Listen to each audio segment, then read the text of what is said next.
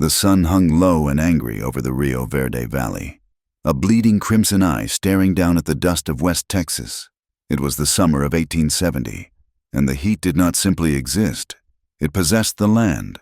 It radiated from the cracked earth, shimmered off the spine of the cactus, and settled heavy in the lungs of every living thing that dared to draw breath between the Red River and the Pecos. Luke McAllister wiped the sweat from his forehead with the back of a gloved hand. He stood by the pump outside his small cabin, the rhythmic squeak of the metal handle the only sound competing with the dry rasp of cicadas. The water flowed out in a clear, jerking stream, filling the heavy wooden bucket. This was his 6th trip from the pump to the house in the last hour. Most men in these parts, living on the edge of the frontier where civilization frayed into wilderness, would have been content to wash the dust off in the river. But Luke was not most men. He hauled the bucket inside. The cabin was sturdy, built of rough-hewn logs chinked with mud and straw, sparse in furniture but scrupulously clean.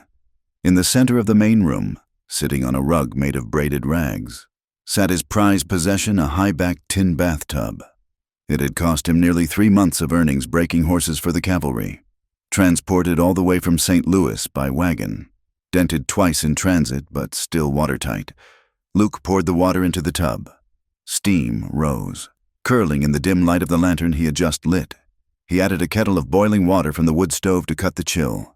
This bath was a ritual. It was more than hygiene. It was an exorcism.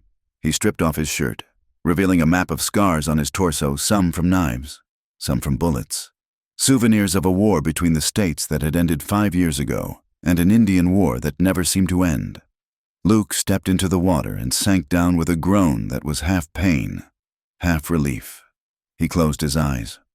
But darkness brought the ghosts. Instantly. The smell of lavender soap was replaced by the stench of burning buffalo hide and scorched timber. He heard the screaming again, not the rebel yell or the roar of cannons, but the high-pitched, terrified wailing of children. He saw the village burning, the tents collapsing like skeletons wreathed in flame. He saw himself, younger, wearing the blue coat of a scout, pointing a finger toward a ridge, telling the colonel, "They are down there." He had thought they were warriors. He had been told they were a raiding party. He had been wrong. Luke's eyes snapped open, his breath hitching in his chest. He sat up, splashing water over the rim of the tub onto the floorboards. The cabin was silent. The fire in the stove crackled softly. He was alone. He picked up the bar of soap and began to scrub his arms. Hard, as if the brown tint of the sun and the invisible stains of the past could be worn away by friction. He wanted to be clean. He wanted, perhaps foolishly, to be a man who could walk into a church without feeling like the roof should collapse on his head. He had come to this valley to forget. He ran a small horse ranch, selling sturdy mounts to the very army he had once served and then deserted in spirit. He lived on the fringe, neither fully in the town of Redemption Springs nor out in the wild territory. He was a man straddling a fence, and the wood was beginning to rot beneath him. 5 miles downriver, the town of Redemption Springs lay sprawled like a drunkard in the dust. It was a collection of false front buildings and tents, swelling rapidly like a bruise. The railroad was coming. The iron rails were still 20 miles to the east, but the promise of them, the promise of steam. Steel and commerce had already poisoned the air. In the back room of the Golden Spur Saloon, the air was thick with cigar smoke and the smell of stale whiskey. 2 men sat opposite each other at a mahogany table that had seen better days. Silas Crowley adjusted the cuffs of his silk shirt. He was a man who looked out of place in the West, too polished, too cool. He did not sweat, even in this heat. He was the vanguard of the railroad, a man who saw the world not as land and sky, but as grids on a ledger. "The schedule is tight." "Captain," Crowley said, his voice smooth and dry as parchment, "my investors in Chicago are not patient men. They want the tracks laid through the valley by the 1st of November. That gives us less than 4 months. Opposite him sat Captain Harlan Briggs. He was a slab of a man, his blue uniform unbuttoned at the collar, revealing a neck thick with muscle and sunburn. He swirled the amber liquid in his glass. Briggs was a soldier who loved the fight more than the cause. He hated the dust, he hated the heat, but mostly, he hated the people who had lived here before him. You build your tracks, Mr. Crowley, Briggs grunted. I will handle the obstacles. The Comanche are not just an obstacle. Captain, they are a wall, Crowley said, tapping a manicured finger on the table. Chief Nocona refuses to move his winter camp. He claims the Treaty of 1868 protects the northern ridge.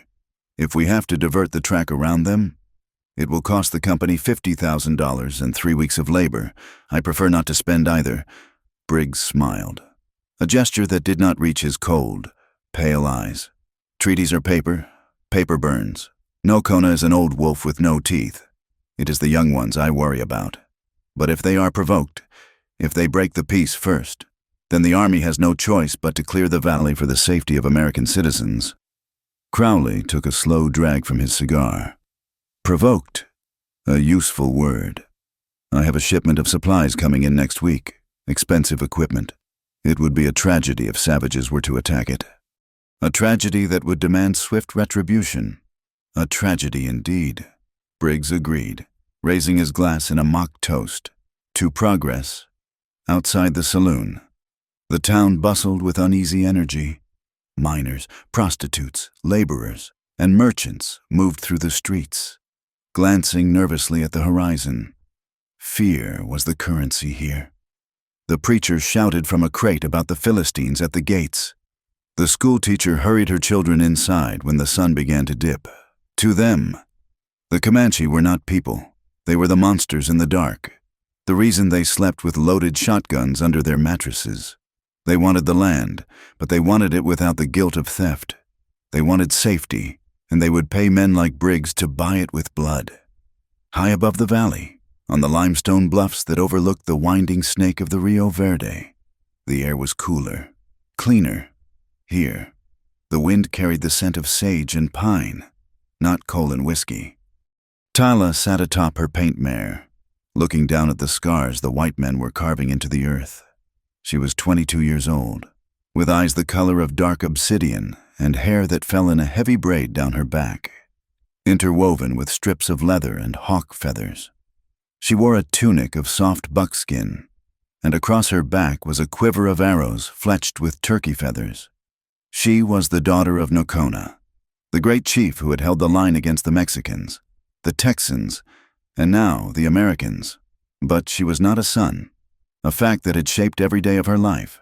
She had learned to shoot a bow better than the boys because she had to. She rode faster, fought harder, and spoke less.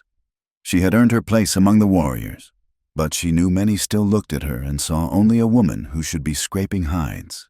They are like ants, a voice said behind her. Tala did not turn. She knew the voice.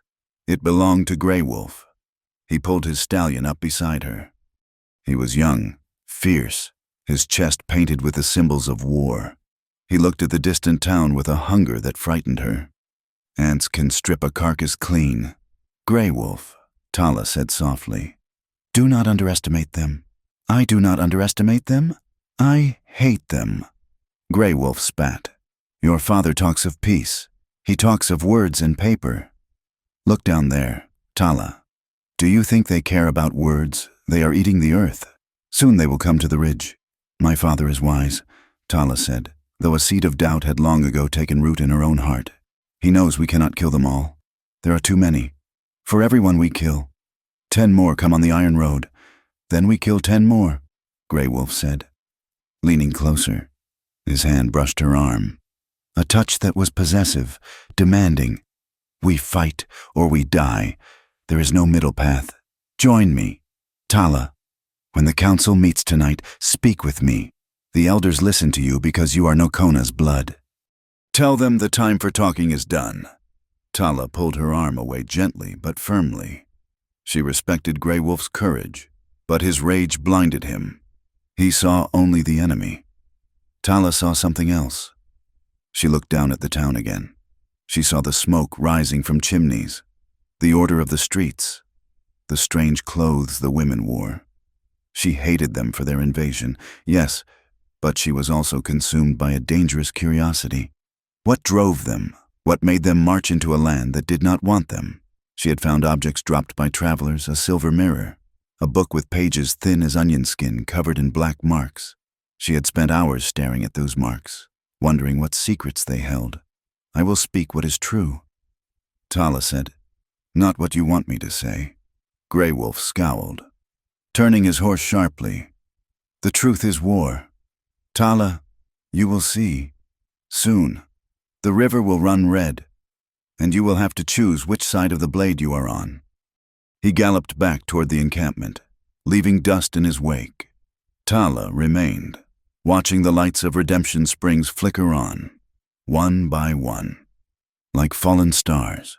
She felt a pull she could not name, a tension in her soul that mirrored the tension in the valley. She was a daughter of the wind and the plains, but her eyes were fixed on the lights of the invaders. Back in the cabin, Luke stepped out of the tub. The water was gray and tepid now. He dried himself with a rough towel, shivering slightly as the night air crept through the cracks in the walls. He pulled on a pair of worn trousers and a clean cotton shirt. He walked to the window and looked out. The moon was rising, casting long, ghostly shadows across the corral where his horses slept. He could see the faint outline of the river, the Rio Verde, the Green River. It was the lifeline of this desert. It watered the Comanche ponies and the cavalry mounts alike. It washed the gold dust from the miners' pans and the blood from the warriors' wounds. It flowed past his cabin, past the town, past the Comanche camp, indifferent to the lines men drew on maps. Luke felt the old ache in his shoulder where a bullet had grazed him years ago. A storm was coming. Not a storm of rain and thunder, but a storm of iron and lead. He had tried to hide from it here, in this small wooden box with his fancy tin tub. He had tried to wash his hands of the violence, but as he looked out at the vast, silent darkness of the frontier, Luke McAllister knew a simple, brutal truth: you can wash the dirt off your skin, but you cannot wash the war out of your blood. And out there in the dark, something was breaking. The fragile peace was snapping like a dried twig under a boot heel. He turned back to the room, blowing out the lantern, plunging the cabin into darkness. He lay down on his cot, staring up at the invisible ceiling, waiting for sleep, and praying that tonight, for once, the children in his dreams would be silent. The valley held its breath. The wolf waited on the ridge. The soldier plotted in the saloon. And the man in the cabin closed his eyes, unaware that fate was already riding toward him, and that salvation would not come from a Bible or a bottle, but would fall from the sky into his very own bath.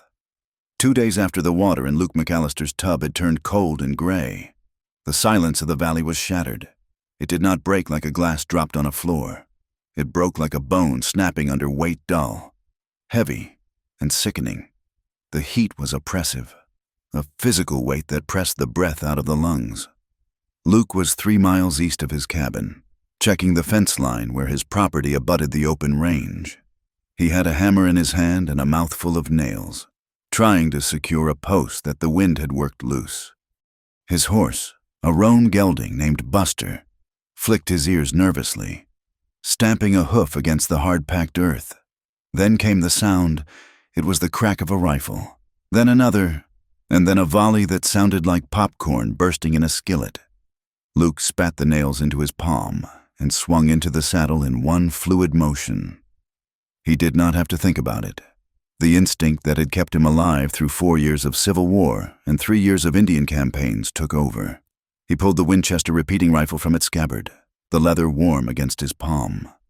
He rode toward the sound, cresting a low ridge that overlooked the dusty trail leading to Redemption Springs. Below him, a scene of chaos unfolded. A wagon train, 3 heavy freight wagons canvas-topped and lumbering, was under siege. Circling them were a dozen riders, their chests painted with jagged stripes of red and black, their hair long and wild. They whooped and screamed, the high-pitched war cries echoing off the canyon walls. To any terrified settler or greenhorn soldier, it was a nightmare come to life, a Comanche raiding party. But Luke McAllister narrowed his eyes, squinting against the glare. He pulled Buster to a halt behind a cluster of mesquite and watched. Something was wrong. The riders were circling. Yes, but their formation was too tight, too disciplined. A Comanche warrior fought with individual brilliance. He rode low on the horse's flank, using the animal's body as a shield, popping up only to lose an arrow or fire a snap shot. These men sat high in their saddles. They held their rifles against their shoulders, taking aimed shots. And the rifles. Luke listened to the cadence of the fire. Crack, lever, crack. These were not the mismatched trade muskets or old repeaters usually found in the tribes. These were new-issue Spencer carbines and Winchesters, firing with the mechanical precision of a drill squad. Below, the lead wagon driver had slumped over the reins. Dead. The oxen were panicking, twisting in their yokes. A woman screamed from the second wagon, dragging a child out the back, trying to scramble for the cover of a boulder. One of the painted riders broke formation and galloped toward the woman, raising a war club. Luke did not hesitate. He did not think about politics or treaties or the ghosts that haunted his bathwater. He saw a woman and a child about to die. He raised his Winchester, exhaled half a breath, and squeezed the trigger. The shot rang out, clear and sharp. The rider's horse stumbled, not hit, but spooked by the bullet that took the rider in the chest. The man flew backward off the saddle, his club spinning away into the dust.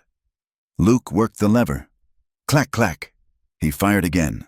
A second rider, aiming at the third wagon, grabbed his shoulder and wheeled his horse around. Get down, Luke roared, though they could not hear him from this distance. He spurred Buster down the slope, the roan's hooves digging into the shale. The attackers, realizing they were being flanked, turned their guns toward the lone rider charging down the hill. Bullets kicked up spurts of dirt around Luke's horse. He felt the angry buzz of lead passing inches from his ear, a sound a man never forgets. He dropped the reins, guiding Buster with his knees, and fired 2 more shots. He did not shoot to wound. He shot to stop the threat. Another attacker fell. The painted riders, seeing their advantage crumbling and perhaps fearing a larger force behind this madman, signaled a retreat. They broke off the attack with surprising speed, vanishing into the rocky arroyos to the north like smoke in a gale. Luke did not pursue. He pulled Buster up beside the huddled woman and child. The dust settled slowly, coating the dead driver and the terrified survivors in a uniform shroud of gray. "You all right?" ma'am, Luke asked, his voice rough. The woman looked up, her face streaked with tears and dirt. She clutched the boy to her chest. They came out of nowhere. Savages! They were savages!" Luke looked at the body of the man he had shot first. The man lay face up, eyes staring at the sun. The war paint on his chest was smeared where the blood had bubbled up. Luke leaned down from his saddle, looking closely. The man's hair was long, black and greasy, but his face, underneath the paint, the structure of the jaw, the heavy beard shadow that had been shaved but was growing back. McAllister Luke straightened up. A patrol of cavalry was galloping up the road from the direction of the town, led by a sergeant with a walrus mustache. It was Sergeant O'Malley, one of Captain Briggs's men. They arrived in a cloud of noise and leather, too late to fight but just in time to take charge. "Saw that shooting from the ridge." "McAllister," O'Malley said, reining in his sweating bay. He looked at the dead attackers, then at Luke. "Damn fine work. You dropped 3 of them at 400 yards. "They ran quickly," Luke said, holstering his rifle. He nodded toward the dead man. "Take a look at that one. Sergeant." O'Malley glanced at the corpse but did not dismount. "Another dead Comanche. Good riddance. Captain Briggs will be pleased. Proves what he has been saying. They are breaking the treaty." "Look at his boots," Luke said quietly. The dead Comanche was wearing cavalry-issue riding boots, scuffed but unmistakably government leather. O'Malley frowned, his eyes narrowing. "They steal from the dead. McAllister, you know that." He turned his horse, cutting off the conversation. "Captain Briggs is looking for men who can shoot like that. He is looking for scouts. Pay $30 a month." "I am done with scouting," Luke said, turning Buster away, "and I am done with killing." "Looks to me like you are just getting started again," O'Malley called after him. "You can't sit on the fence forever." Luke, when the war starts, you pick a side or you get shot by both. Luke rode away without looking back, but his hands were trembling slightly on the reins. It was not fear. It was the adrenaline, and the sickening realization that the dead man back there, the one in the paint, had blue eyes. 2 miles away, on a high bluff overlooking the scene, 2 figures lay flat against the sandstone. Tala lowered her spyglass, a brass instrument she had traded 3 buffalo hides for years ago.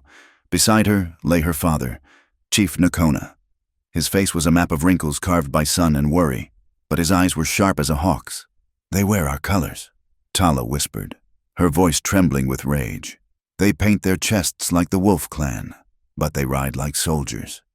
"It is a play," Nakona said, his voice sounding like stones grinding together. "A play for the white people in the town. They want to show them monsters, so they paint monsters." Tala gripped her bow, her knuckles white. "We should go down there. We should kill them and show the soldiers the truth. If we bring one of those bodies to the fort—" "No." Nakona's hand clamped onto her wrist. His grip was iron. "If we ride down there now, the soldiers will see only Comanche warriors riding into a massacre. They will say we came to finish the job. It is a trap. Daughter, a trap made of blood. So we let them lie," Tala hissed. "We let them tell the world we murder women and children. We wait," Nakona said. "The truth has a way of rising, like oil on water. But we must be careful. Gray Wolf patrols the lower river today. If he sees this, he will not be as patient as I am." Tala looked back at the wagons. She saw the lone rider, the man on the roan horse who had driven off the attackers. She had seen him before. The man who lived in the wooden box by the river. The man who did not wear a uniform anymore. "That one," she murmured. "He fights well. He fights for them." Nakona said, "Come, we must find Gray Wolf before he does something foolish." But foolishness was catching in the heat of the afternoon. 3 hours later, the sun had turned the Rio Verde into a ribbon of molten copper.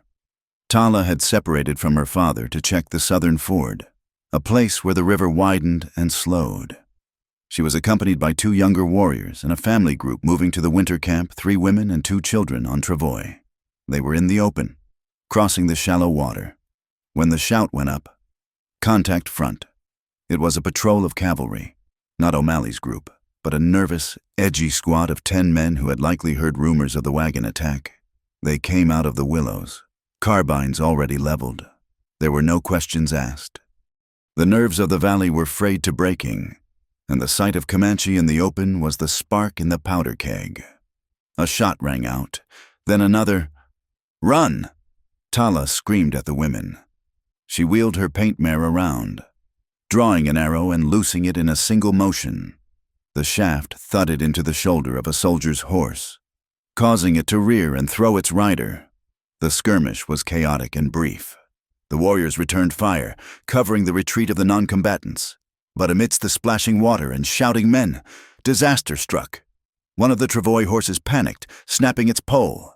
A small boy, no more than 6 years old, tumbled into the water, right in the line of fire. He froze, paralyzed by the terror of the thundering hooves and cracking rifles. Tala saw him. She saw the soldier raising his pistol, aiming not at the boy, perhaps, but at the movement in the water. She did not think. She kicked her mare into a gallop, splashing through the spray. She leaned low, hanging off the side of her horse in the way her father had taught her, making herself a shadow. She swept past the boy, grabbing his arm and hauling him up in front of her.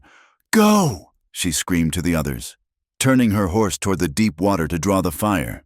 A bullet hit her. It felt like a hot branding iron slamming into her upper left shoulder. The impact spun her around. Her grip on the reins faltered. The mare, terrified by the smell of blood and the noise, bucked violently.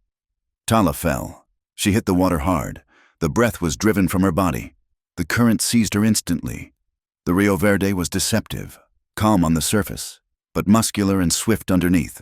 She tumbled, hitting her head against a submerged log. Darkness rushed in at the edges of her vision. The last thing she heard was the fading sound of gunfire and the rushing of the water filling her ears. She did not feel the cold. She felt only a strange, weightless drifting, as the river carried her away from the war, away from her father, and down into the territory of the enemy. Morning broke with a deceptive peace. The sky was a pale, innocent blue, washed clean of the violence of the day before. Luke McAllister walked along the riverbank, a halter in his hand. One of his mares had wandered off in the night, and he was tracking her prints in the mud. The air smelled of wet earth and willow bark. He found the mare grazing near a bend in the river where the driftwood collected. But she was not alone. Something was tangled in the roots of a massive cottonwood tree that jutted out into the water. A bundle of buckskin and dark hair. Luke tied the mare to a bush and slid down the muddy bank. He moved cautiously, his hand resting near the Colt revolver on his hip. He had seen bodies in the river before. They were bloated, ugly things, but this one was different. He waded into the shallows, the water soaking his boots. It was a woman. She was lying face down, caught by the strap of her quiver on a snag. Her black hair floated around her like a dark halo. Luke grabbed her belt and pulled her free, dragging her onto the sand. He turned her over. She was young. Her face was pale beneath the copper skin. Her lips blue. There was a nasty gash on her forehead and a bullet wound in her shoulder that had stopped bleeding but looked angry and swollen. She was Comanche. The beadwork on her tunic told him that. He reached out, pressing 2 fingers against her neck. His own heart hammered against his ribs. Thump, thump, faint, erratic. But there, Luke sat back on his heels, letting out a long breath. Hell, he whispered. The smart thing, the safe thing, was to leave her, or ride to town and tell the sheriff. But he knew what would happen. If she survived the journey, she would be thrown in a cell. The town was baying for blood after the wagon attack. They would hang her, or worse. He looked at her face.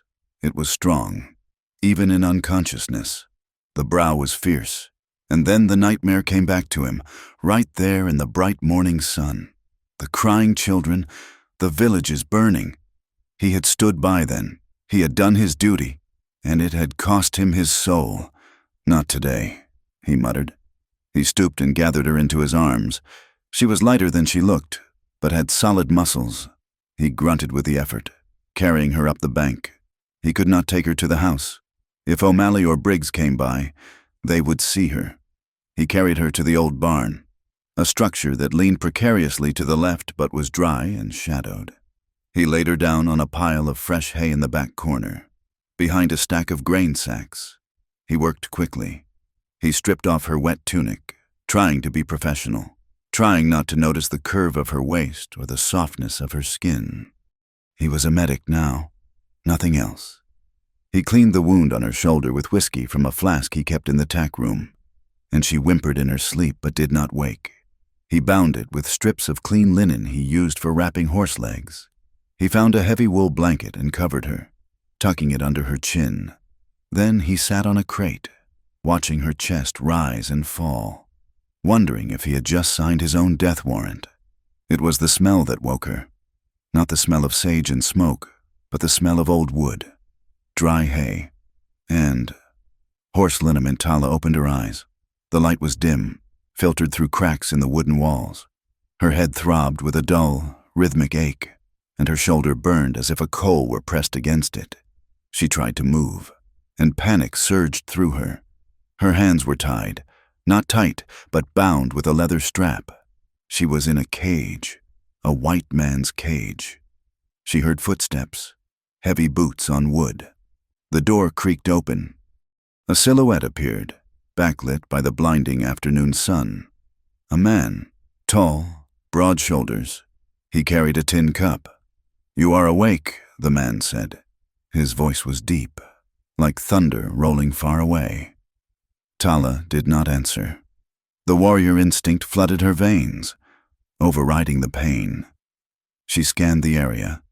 Hay, sacks, a saddle resting on a sawhorse 3 feet away. The man stepped closer. "I brought water. You need to drink." He knelt down, extending the cup. Tala waited until he was within reach. Then she moved. She ignored the pain in her shoulder and rolled violently to the side, kicking out with her legs. Her moccasins connected with the man's shin. He grunted in surprise, stumbling back. Tala scrambled to her knees, fighting the dizziness. She lunged toward the saddle. Her bound hands were useless for punching, but they could grab. She seized the stirrup of the heavy western saddle and heaved. "Whoa, hold on," the man shouted, raising his hands. With a guttural cry, Tala swung the heavy wooden stirrup like a flail. It whistled through the air. The man ducked, displaying reflexes that were too fast for a farmer. The stirrup smashed into a grain sack, bursting it open and sending a shower of oats onto the floor. "I said, hold on!" The man lunged forward, not to strike, but to pin her. He caught her good arm. Tala snarled, baring her teeth, and tried to headbutt him. He turned his head, and her forehead collided with his cheekbone. Pain exploded in her skull, but she did not stop. She kicked, bit, and fought like a trapped cougar. "Damn it, woman. I am trying to help you," he grunted, finally managing to pin her against a stack of hay bales. He used his weight to hold her still, his breathing heavy. They froze there, chest to chest, tangled in the hay. Tala looked up, her eyes blazing with hatred. And then she saw him. I really saw him. The stubble on his jaw, the scar that ran through his left eyebrow. The eyes gray, like a winter sky. The memory hit her harder than the bullet had. The smoke, the village is screaming, a man on a horse, wearing a blue coat with yellow trim. He had not been shooting. He had been watching, pointing. "You," she breathed, the word English and clumsy on her tongue. "Pathfinder." Luke stiffened. He released her slowly, backing away, hands raised to show he was empty-handed. He touched his cheek where she had hit him. "That was a long time ago," Luke said quietly. "I do not wear the coat anymore." "You led them," Tala spat, shrinking back against the hay, clutching her bound hands to her chest. "You led the long knives to the sleeping water. My brother, he died because you pointed the way." Luke looked away, unable to hold her gaze. The shame was a physical thing in the room. "I know," he said. His voice was rough. I was told it was a war party. I did not know about the families until the fire started." "And now," Tala challenged, her voice dripping with venom. "You finish the job, you take me to the bluecoats." Luke looked at her. He saw the bandage he had wrapped with such care. He saw the fear she was trying to hide behind the rage. "If I wanted you dead, you would have drowned in the river," Luke said. "If I wanted you in jail, you would be in Redemption Springs right now, waiting for the hangman." He reached into his pocket and pulled out a knife. Tala tensed, preparing to die, but Luke reached out and cut the leather strap binding her wrists. He sheathed the knife and stepped back. "You are hurt badly," he said. "You can't ride, and you sure can't walk back to the high country. Not yet." Tala rubbed her wrists, watching him warily. She looked at the door. It was open. She could run, but her legs were trembling, and the room was spinning. "Why?" she asked. "Call it payment," Luke said. "For the sleeping water." Tala studied him. He looked tired. He looked like a man who carried a mountain on his back. She remembered the wagon attack yesterday, the way this man had ridden down the hill to save the white woman. "The attack on the wagons," Tala said suddenly. "Yesterday?" Luke nodded. "I was there." "It was not us," Tala said firmly. "The men who killed, they were not Comanche. They were shadows, pretenders." Luke's eyes narrowed. "I know. They had army boots, and they shot like soldiers." A silence stretched between them. A realization. They each held a piece of the puzzle. "If I stay," Tala said, testing the words, "I will not kill you. Not today." Luke let out a short, dry laugh. "That is a generous offer. But," Tala continued, "if you try to give me to the soldiers, I will burn this place to the ground with you inside it." "Fair enough," Luke said. He picked up the tin cup from where it had fallen. It was empty. "I will get more water. You stay put, and try not to smash any more of my oats." That stuff cost 2 cents a pound. He turned and walked out of the barn. Tala watched him go. She touched the bandage on her shoulder. It was clean, professional. She leaned back against the hay, her heart still racing. She was in the belly of the beast. She was sleeping in the barn of the enemy. But as she listened to his footsteps fading toward the pump, she realized something strange. For the first time since she fell into the river, she did not feel alone. She felt like a hunter who had just found a very unexpected track in the woods, and she would follow it, even if it led her straight into the fire. The loft above the tack room was a suffocating box of dry pine and trapped heat. For 3 days, Tala had lain there, listening to the world below through the cracks in the floorboards. She listened to the stamping of horses, the wind singing through the eaves, and the heavy, rhythmic boots of the white man, Luke McAllister. Her shoulder throbbed with a dull, persistent ache, but the fever that had burned through her on the first night had finally broken. She was weak, however. Her legs felt like hollow reeds, and her head swam whenever she tried to sit up too quickly. Luke had moved her from the barn floor to this loft for safety. He said it was because the ground was damp, but Tala suspected it was because he wanted to keep her hidden from any prying eyes that might wander onto the ranch. He climbed the ladder now, a wooden bowl balanced in one hand. His head popped up through the trap door, his face weary. "Supper," he said, setting the bowl on a crate near her pallet. "Rabbit stew, and do not complain about the salt this time. Salt is expensive." Tala sat up, pulling the scratchy wool blanket around her shoulders. She glared at the bowl. "You cook the life out of the meat. It tastes like wet leather." "It is civilized cooking," Luke retorted, climbing fully into the loft. He sat on a barrel, watching her. "We cook things until they are dead. Tala, we do not eat the spirit of the animal. We just eat the meat." "That is why your people are empty," Tala said, reaching for the spoon. "You kill the spirit of everything, the land, the water, even your food." Luke let out a short, dry laugh. "Maybe, or maybe we just do not want tapeworms." He watched her eat. There was a strange tension between them. A wire pulled tight. They were enemies by birth, by blood, and by history. Yet, for 72 hours, he had washed her bandages, brought her water, and kept her secret. It was a debt that sat heavy in Tala's stomach, heavier than the stew. "Why do you pray?" she asked suddenly. She had seen him through the floorboards earlier, standing over his breakfast with his head bowed. Luke looked surprised. "Habit, I suppose. My mother was a religious woman." "You pray to a god who lets children burn?" Tala asked, her voice sharp. "You pray to the same god that the soldiers pray to before they ride against us." Luke looked away, his gray eyes darkening. "I do not pray for victory. Tala, I pray for silence. There is a difference." He stood up abruptly. The conversation venturing too close to the ghosts he kept locked away. "Finish the stew. I am going to heat the water. I smell like a horse, and I intend to fix that." He descended the ladder, leaving Tala alone with the cooling stew and her simmering frustration. Night fell heavy and black. The wind had picked up, howling around the corners of the cabin like a grieving woman. Below, in the main room that served as kitchen and bathhouse, Luke had fired up the stove.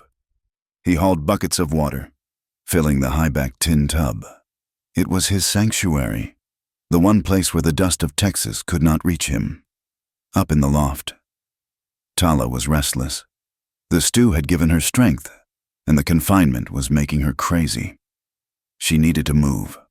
She needed to see what he was doing. She wanted to know if he was arming himself, if he was looking at maps, if he was planning to betray her. She crawled to the edge of the loft. The floorboards here were old, the wood dried out by decades of relentless summer heat.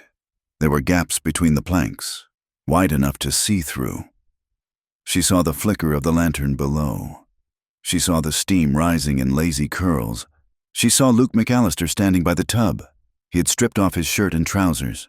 Tala held her breath. She should look away. It was forbidden. It was shameful. But she stared at the scars on his back. They were thick, white lines, lash marks, bullet grazes, the history of violence written on skin. He stepped into the tub, sinking down with a sigh that drifted up to the rafters. Tala shifted her weight.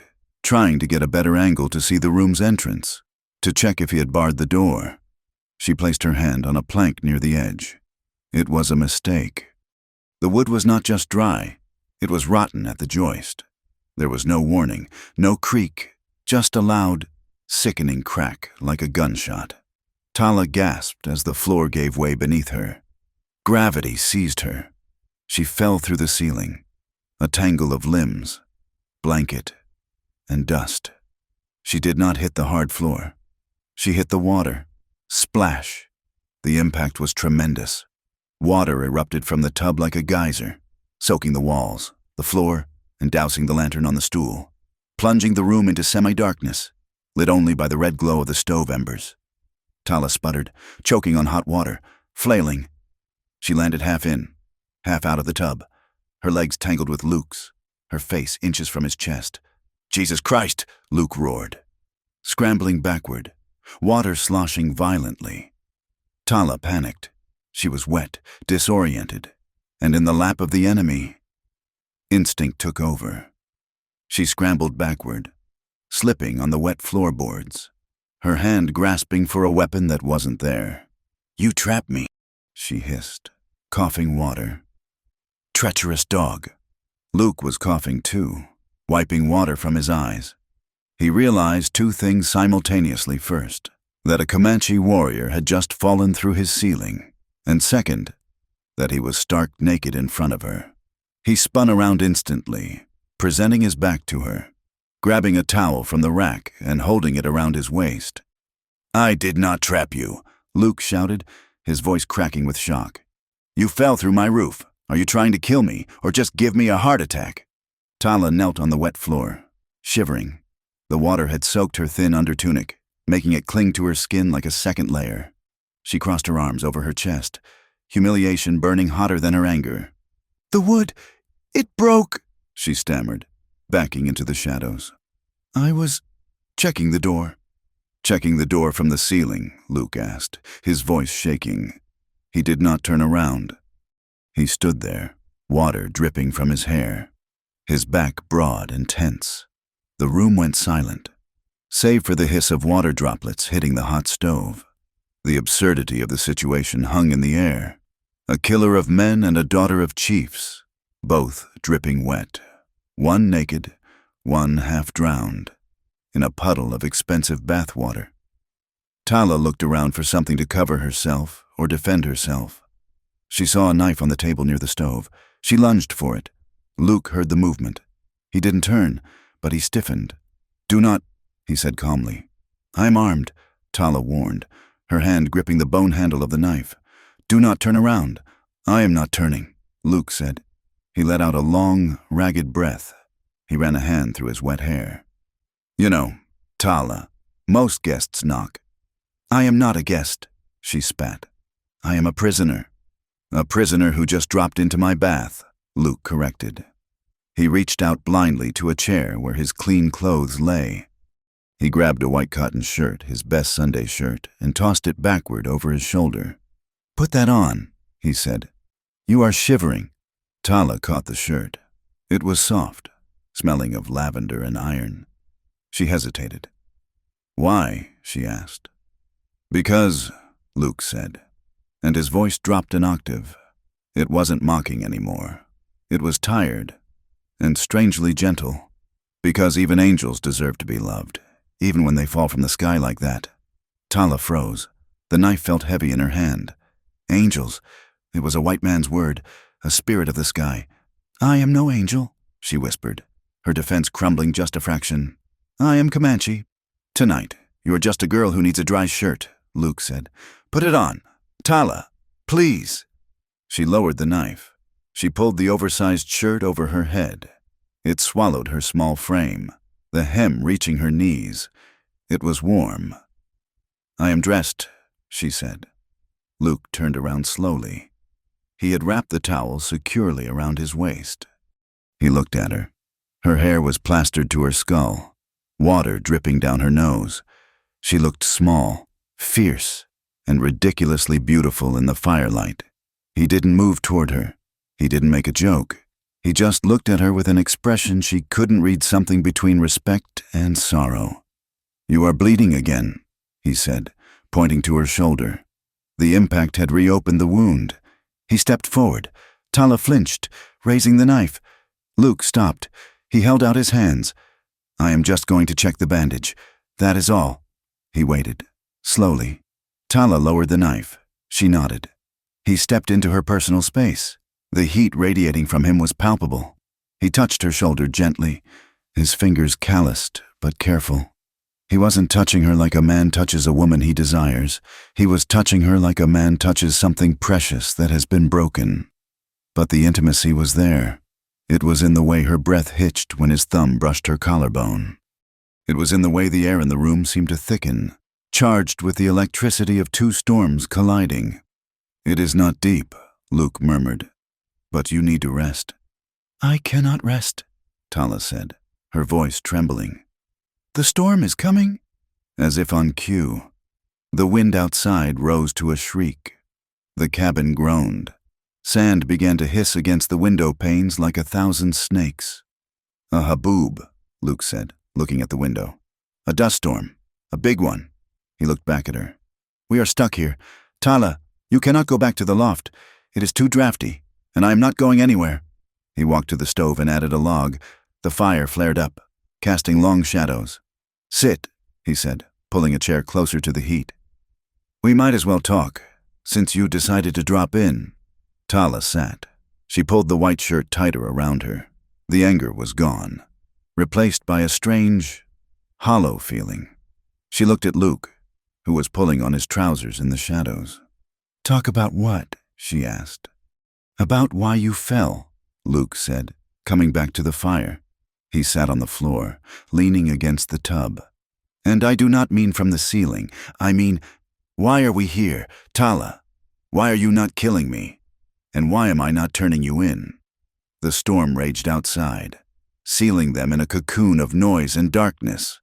The world of the white man and the world of the Comanche were gone, buried under the blowing sand.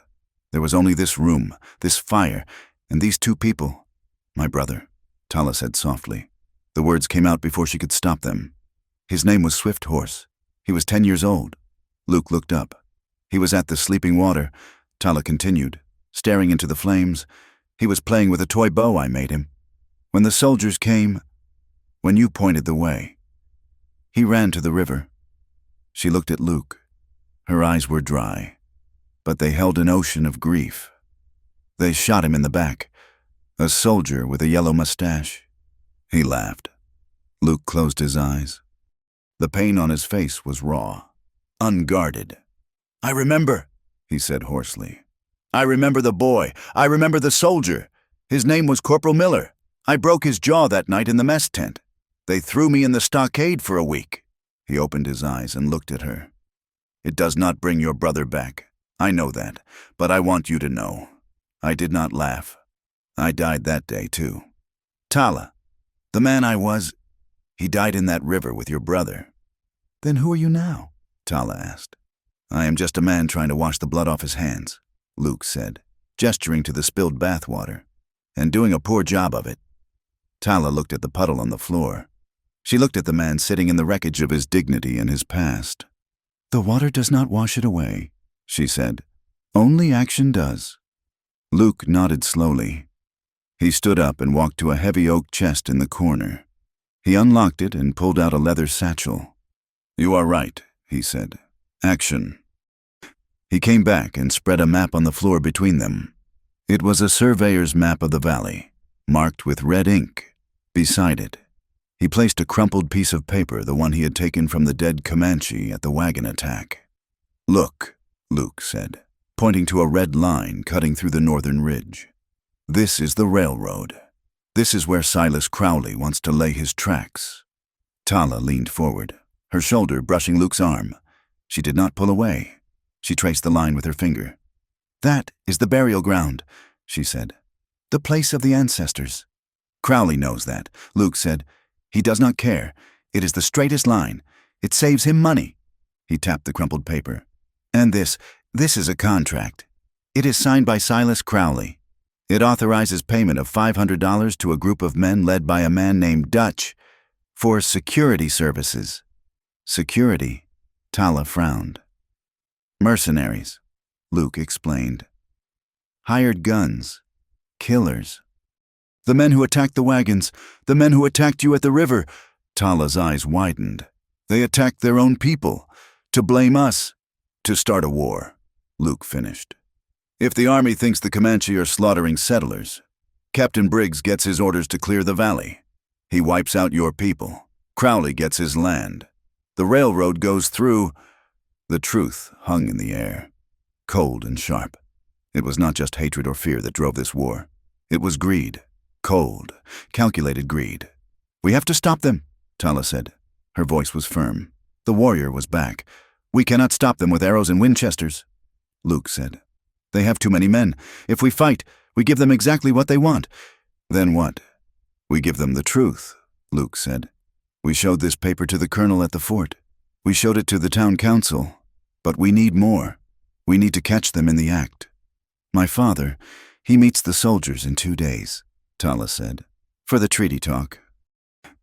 Luke swore softly. That is when they will do it.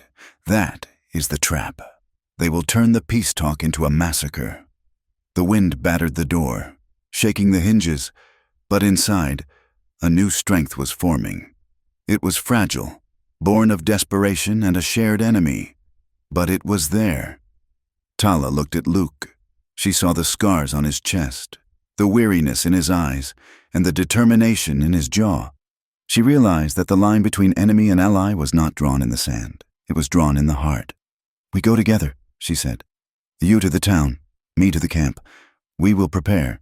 It is suicide, Luke said. It is better than dying on our knees. Tala replied. Luke looked at her, really looked at her. In the firelight, wearing his shirt, with a knife at her belt and fire in her eyes. She was the most terrifying and beautiful thing he had ever seen. You are trouble, Tala, he said, a faint smile touching his lips. And you are naked under that towel. McAllister, she shot back, a hint of a smirk returning to her face. Luke laughed. It was a rusty sound, unused for years, but genuine. Go to sleep, he said. Take the bed. I will take the floor. I prefer the floor, Tala said, curling up on the rug near the stove. It is harder. It keeps you ready.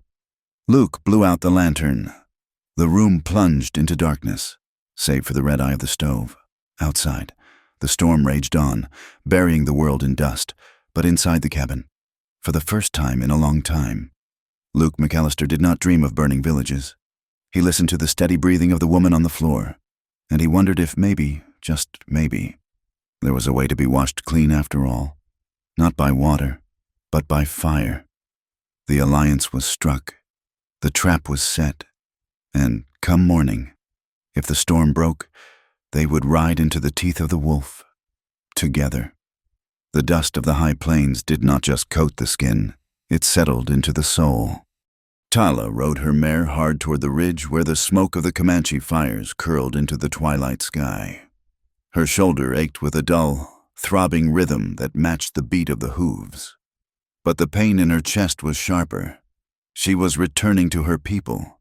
Yet for the first time in her 22 years, she felt like a stranger approaching a foreign land. She had left the white man's cabin an hour before sunset. They had not said goodbye. They had simply nodded. A silent pact between two soldiers heading to different fronts of the same war. As she crested the final hill, a shadow detached itself from the rocks. It was Grey Wolf. He sat on his war horse, a silhouette of rigid muscle and suspicion against the dying light. He held his rifle across his thighs, not aiming it, but ready. You have been gone 3 suns. Tala, Grey Wolf said. His voice was not a greeting.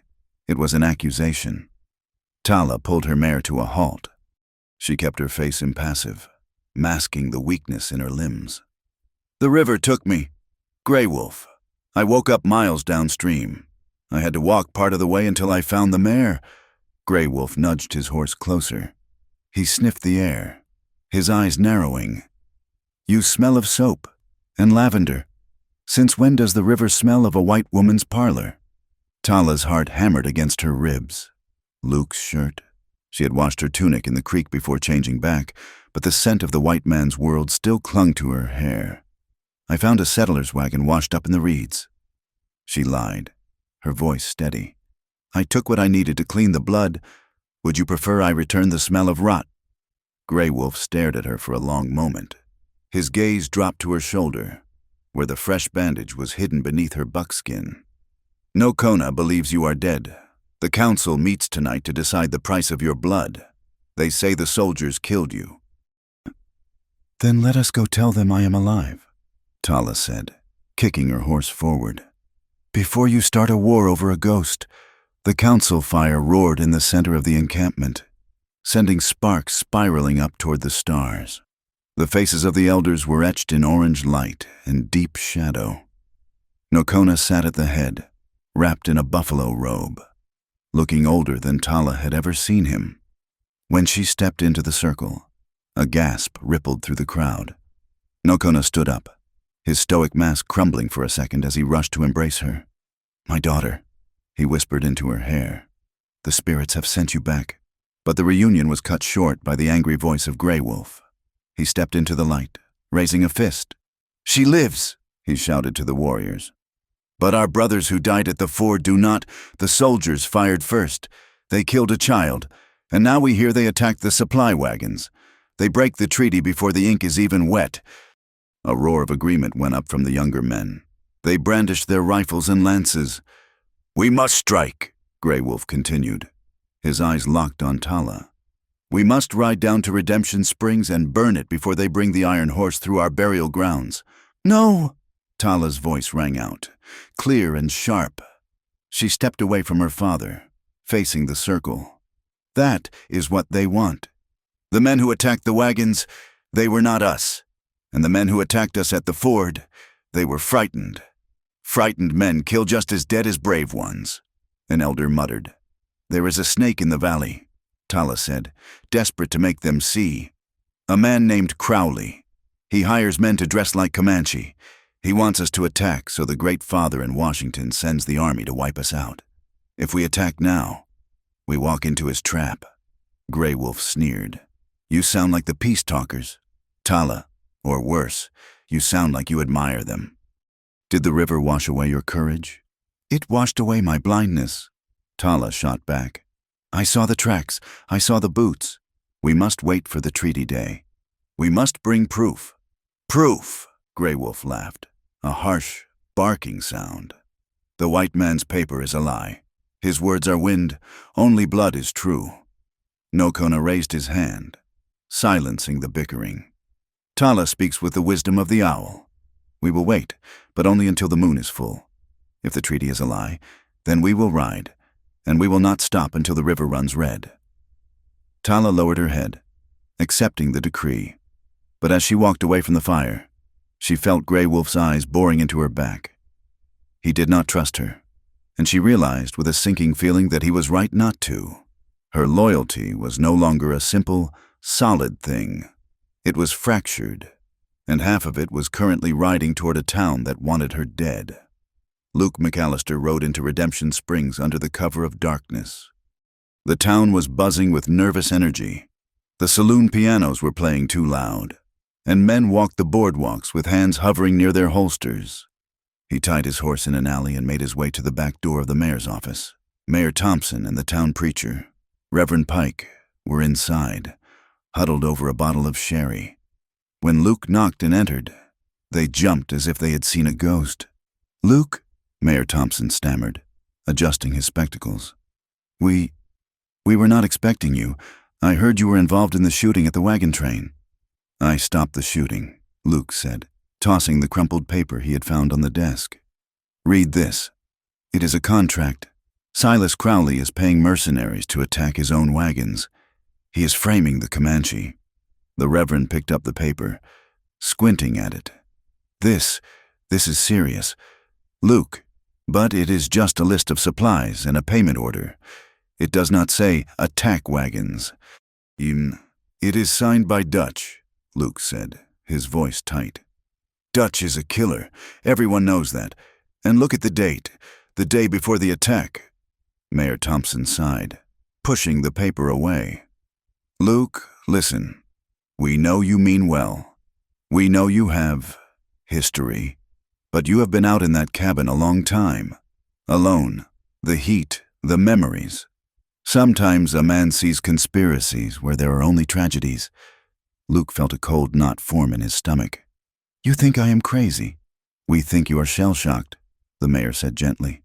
Captain Briggs says the Comanche are massing. He is the authority here. Luke, not you.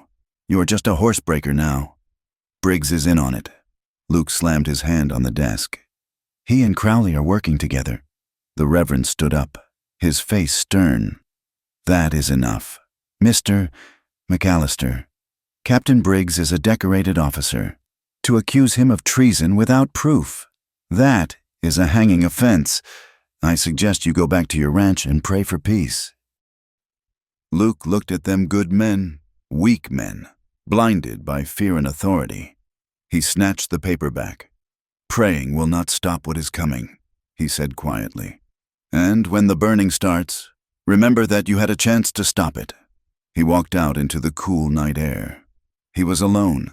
The town he had fought for, the civilization he had tried to rejoin, had rejected him. He was an outcast in his own skin. Across the street, in the shadowed balcony of the hotel, two men watched Luke ride away. Silas Crowley clipped the end of a fresh cigar. He is becoming a nuisance. Captain Briggs leaned against the railing, watching the solitary rider disappear into the dark. He is a scout. Scouts are hard to kill. They smell traps. Then we stop setting traps and start the war, Crowley said. The treaty signing is in 3 days. We will hit the Comanche camp at dawn on that day. My men will hit the town at the same time. We will blame it on a breakdown in negotiations. Total chaos. I need more rifles, Briggs grunted. If we're going to slaughter 1,000 Indians, I need repeating rifles. The standard issue carbines jam when they get hot. They are in the warehouse, Crowley said. 500 Winchesters. I arrived yesterday. We will distribute them to your special unit tomorrow night. Briggs smiled, a wolfish baring of teeth. Then let Mr. McAllister run. By the time he figures it out, there will be no one left to listen to him. The next night, the moon was a sliver of bone in a sky choked with clouds. The air was thick and humid. A summer storm was brewing, heavy with rain. Luke waited by the creek, 3 miles north of town. It was a neutral ground, a place where the water ran shallow over white stones. He checked his watch. 10 o'clock. A twig snapped. Luke drew his Colt, spinning around. Tala stepped out of the willows. She moved like smoke. She was wearing her tunic again, but she looked different, harder. You are late, she said. I had to dodge a patrol, Luke replied, holstering the gun. They are doubling the guard on the perimeter. And the town elders? Tala asked. Did they listen? They think I am mad, Luke said bitterly. They think the heat has fried my brain. Tala looked at him, and for a moment, her mask slipped. She looked relieved. Good. If they believed you, you might have stayed with them. Now you have no one but me. I have my horse, Luke muttered, but he stepped closer. We have to do it ourselves. Tala, tonight, I heard Briggs talking to his sergeant. The new rifles are in the warehouse by the tracks. If we can get the shipping manifest, the one that proves Crowley bought them illegally, and maybe steal a crate to show the colonel at the fort. Stealing from the enemy? Tala said, a small smile touching her lips. I like this plan. Just then, the sound of a carriage approaching on the road froze them. They crouched in the brush. The carriage stopped on the bridge nearby. A woman stepped out. She was blonde, dressed in a blue travel dress, looking anxious. Luke stood up. Stay here, he whispered to Tala. Luke, the woman cried out as he emerged from the shadows. She ran to him, throwing her arms around his neck. She buried her face in his chest, sobbing. Oh, thank God. I heard people talking. They said you were crazy. They said you threatened the mayor. Hush, Emma, Luke said, holding her tight, stroking her hair. I'm fine, but you have to leave. You have to take the morning stage to Austin. From the bushes, Tala watched. Her hand gripped the hilt of her knife until her knuckles turned white. She saw the blonde hair. She saw the way Luke held her protective, tender. A hot, ugly feeling twisted in Tala's gut. It was not the righteous anger of a warrior. It was something smaller, sharper, jealousy. He had told her he was alone. He had told her he had no one. And here he was, holding a woman of his own kind, a woman soft and clean and safe. He is one of them, the voice in her head whispered. He will always choose the soft skin over the buckskin. Luke pulled away from the woman, speaking urgently, then sent her back to the carriage. As it rattled away, he returned to the brush. Tala stood up, her face like stone. Your woman is loud. She will alert the guards. Luke blinked, confused by her tone. My woman, that was my sister, Emma. She came down from Kansas to visit, and now I have to send her away before the shooting starts. Tala blinked. The stone mask cracked. Sister? Yes, Luke said, checking his rifle. Why? What did you think? I thought... Tala looked down, feeling foolish and strangely light. I thought she was your... intended. Luke looked at her, and a slow grin spread across his face. Jealous. Tala, Comanche do not get jealous, she snapped, turning toward the horses. We get even. Now, are we going to steal these rifles, or are we going to talk about your family tree all night? Luke chuckled. Mounting Buster. Let's go. And for the record, Emma talks too much. You would hate her. The warehouse was a fortress of brick and timber sitting on the edge of the rail yard.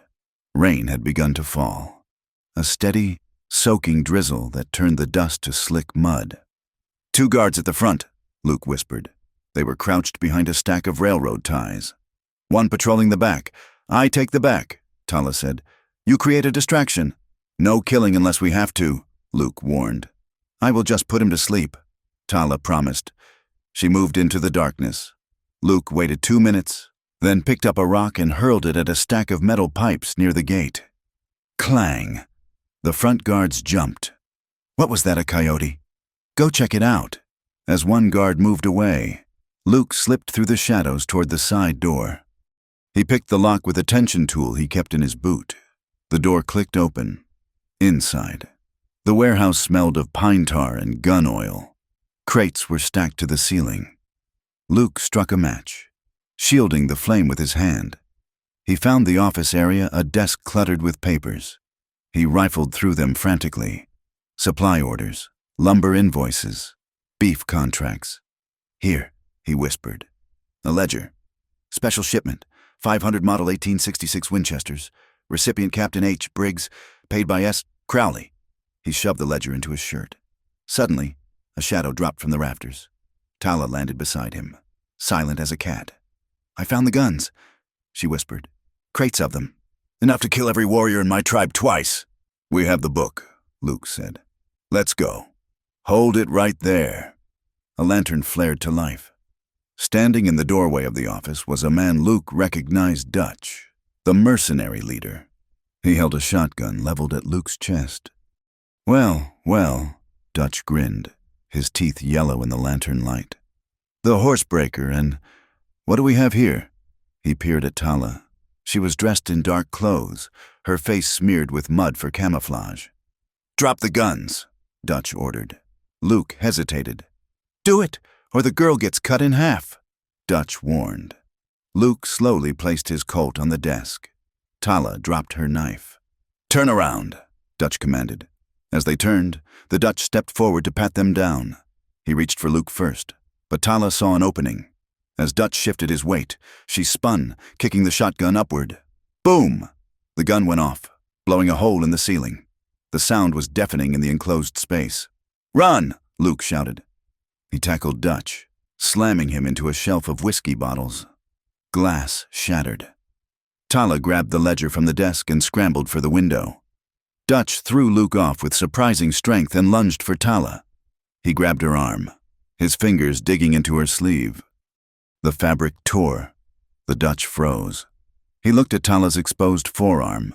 There, inked into the copper skin, was the mark of the Nakona clan, a stylized hawk. "An Indian," the Dutch roared. "We got a damn Indian in here." Luke smashed a chair over Dutch's head. The mercenary crumbled. "Go!" Luke grabbed Tala's hand, and they dove out the window just as the front doors burst open and the other guards rushed in. Gunfire erupted. Bullets chewed up the wood frame of the window. They hit the mud running, slipping and sliding toward the horses. "They saw me," Tala gasped as they vaulted onto their mounts. "He saw the mark." "Ride!" Luke yelled. They galloped into the rain, the shouts of men and the ringing of alarm bells fading behind them. But the damage was done. The enemy now knew exactly who was stealing their secrets. They rode for an hour, doubling back through the canyons to lose any pursuit. The rain was coming down in sheets now. A cold, relentless deluge. They took shelter in a shallow cave halfway up the canyon wall. It was small, barely big enough for 2 people, but it was dry. Tala slid down the wall, shivering uncontrollably. The adrenaline was crashing, leaving her freezing. Luke was panting, his shirt soaked through. Did you keep the book?" Luke asked. Tala reached into her tunic and pulled out the ledger. It was dry. "Good," Luke breathed. He sat beside her, their shoulders touching. "We have them. Tomorrow. We will take this to the fort. The colonel is a hard man, but he follows the law. He won't let Briggs start a war if he sees this." Tala didn't answer. She was staring out at the rain. "He saw my mark. Luke, Briggs knows now. He knows Nakona's daughter is working with the White Scout." "It does not matter," Luke said firmly. "We have the truth." He looked at her. She was shivering violent shakes that rattled her teeth. "You are freezing," he said. He took off his heavy canvas coat. It was damp on the outside, but warm and dry on the inside. He draped it around her shoulders. Tala pulled the coat tight. It smelled of him tobacco, rain, and horse. It was a comforting smell. "Luke," she said softly. "Yeah. Why did you come back for me in the warehouse? You could have run." Luke looked at her in the dim light. Her hair was wet, framing her face. Her eyes were dark pools of questions. "I told you," he said, his voice dropping to a whisper. "I am done leaving people behind." He reached out and brushed a wet strand of hair from her cheek. His hand lingered. His thumb traced the line of her jaw. The skin was cold, but beneath it, the pulse was hammering. Tala leaned into his touch. The war, the raid, the danger, it all faded. There was only the sound of the rain and the heat of his hand. "You are a fool, Luke McAllister," she whispered, but her lips parted. "I know," Luke murmured. He leaned in. Their faces were inches apart. Tala closed her eyes, her breath hitching. She could feel the warmth of his breath on her lips. She wanted this. She wanted to bridge the gap between their worlds, just for a moment. Crack! A rock clattered down the cliff face outside, then the sound of a horse snorting nearby. Luke pulled back instantly, his hand flying to his gun. Tala threw off the coat, grabbing her knife. Voices drifted up from the canyon floor. "Tracks go this way, don't let them lose us." "They are hunting us," Luke whispered. The moment shattered. "Briggs must have sent every man he has." Tala looked at him, her eyes wide. The almost kiss hung in the air like electricity, unresolved and dangerous. "We cannot stay," she said. "No," Luke agreed, looking at the ledger in her hand. "We have to split up. One of us draws them off. The other gets the book to the fort." "I will take the book," Tala said. "I know the trails better." "No." Luke shook his head. "They will shoot an Indian on sight. Tala, ledger or no ledger, I have to take it. You lead them into the Badlands." It was a terrible choice. To separate was to risk death alone. Luke grabbed her hand one last time. He squeezed it hard. "Stay alive, Tala," he said fiercely. "We have a bath to finish." Tala managed a weak smile. "Get that book to the colonel, cowboy, or I will come back and haunt you." She slipped out into the rain, moving toward the horses. Luke watched her go, his heart aching in his chest. The kiss would have to wait. Survival came first, but as he turned to mount his own horse, Luke knew one thing for certain: he was no longer fighting for redemption. He was fighting for her. The sun on the day of the treaty signing was not a benevolent provider. It was a judge, staring down with a burning, unblinking eye. The Rio Verde Valley shimmered in the heat, the air thick with the smell of dry grass and nervous sweat. On the flat plain between the river and the town, a long table had been set up under a canvas fly. On one side stood the colonel from the fort, his uniform immaculate despite the dust, flanked by Mayor Thompson and Silas Crowley. Behind them, a company of cavalry stood at attention, their carbines held stiffly against their shoulders. On the other side, Chief Nocona sat on his paint horse, surrounded by his warriors. They wore their finest buckskins, feathers fluttering in the hot breeze, but their faces were painted for war, not celebration. Grey Wolf sat closest to the chief, his hand resting near the lever of his rifle, his eyes scanning the ridges with open hostility. Luke McAllister watched from the edge of the crowd near the unfinished railroad tracks. He had ridden hard through the night, doubling back to shake Briggs's patrols. The ledger, the book that proved the conspiracy, was tucked inside his shirt, pressing against his skin like a hot iron. He caught Tala's eye across the dusty expanse. She was positioned near the riverbank, mounted on her mare, hidden partially by the willows. She gave a barely perceptible nod. They were ready. But so was the enemy. Captain Briggs stood behind Crowley, his hand resting on his saber. He looked like a coiled rattlesnake. Luke knew that up on the limestone bluffs overlooking the valley, the mercenaries, the men in the fake war paint, were waiting for the signal. "Chief Nocona," the colonel began, his voice booming, "we are here to sign a peace that will last as long as the grass grows and the water runs."